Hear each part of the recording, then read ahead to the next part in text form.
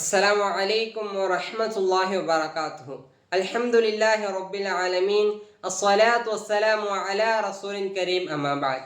அன்பார்ந்த அல்லாஹ்வின் நல்லடியார்களே, நபி ஸல்லல்லாஹு அலைஹி வஸல்லம் அவர்கள் கூறினார்கள், யார் மனதில் கடுகளவு பெருமை இருக்கிறதோ அவர்கள் சொர்க்கம் நுழைய மாட்டார்கள் என்று கூறினார்கள்.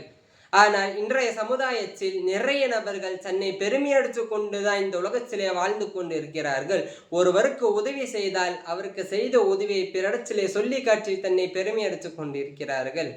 ஒருவரிடத்திலே பொருளாதாரம் அதிகமாக இருந்தால் பொருளாதாரம் இல்லாதவருக்கு முன்னால் நிற்கும் போது அவர்களை தாழ்வாக நினைச்சு தன்னை பெருமையாக நினைச்சு கொண்டிருக்கிறார்கள்.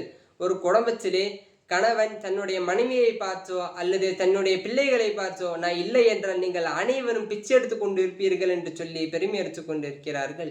இவ்வாறு பெருமை அடித்தால் நாளை மறுமையில் அவர்கள் அனைவரும் சொர்க்கத்திற்கு செல்ல மாட்டார்கள். அன்பானவர்களே, அல்லாஹ் ரப்பல் ஆலமீன் தன்னுடைய திருமறையிலே பெருமையாளர்களுக்கு உபதேசம் செய்கிறான். வலா துஸஇர் ஹத்தக லின்னாஸி வலா தம்ஷி ஃபில் அர்தி மர்ஹா.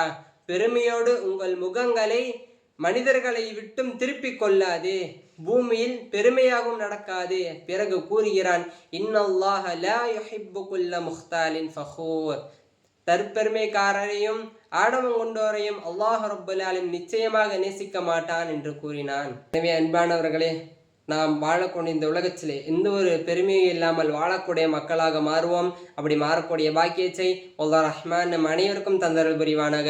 அஸ்ஸலாமு அலைக்கும் வரஹ்மத்துல்லாஹி வபரகாத்துஹு.